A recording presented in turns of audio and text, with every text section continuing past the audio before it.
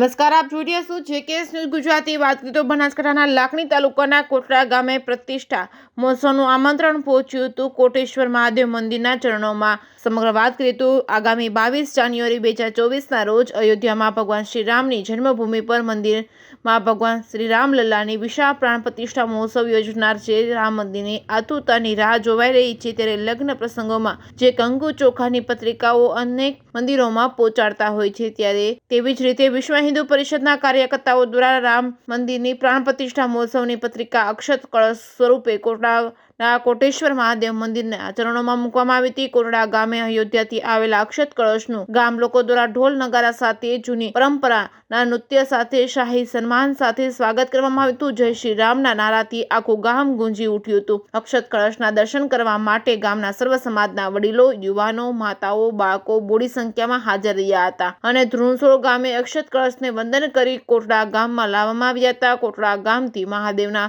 મંદિર સુધી પવન ડીજે સાઉન્ડના સથવારે ભવ્ય શોભાયાત્રા યોજાઈ હતી। આ યાત્રામાં ગામમાં આવતા શેરીએ શેરીએ જય શ્રી રામના નાદથી ગુંજી ઉઠ્યા હતા। ગામમાં આવતી તમામ દુકાનના વેપારીઓ મિત્રો હાથમાં ગુલાલ અને ફૂલ દ્વારા અમૃત કળશનું યાત્રાનું હૈયાના હેતથી વધાવતા જોવા મળ્યા હતા। જ્યાં જોઈએ ત્યાં શ્રી રામના નાદ અને આજે મારે ઘેર રામ આવ્યાની ભવ્ય ઉજવણી કરવામાં આવી રહી છે। ગામની મહિલાઓએ ભગવાન રામના ગુણગાન ગાઈ રામલલ્લાના દર્શનનો લાભ લીધો હતો। રિપોર્ટિંગ બાય મહાદેવ પ્રજાપતિ સાથે ભીમજતી ગોસ્વામી, લાખણી।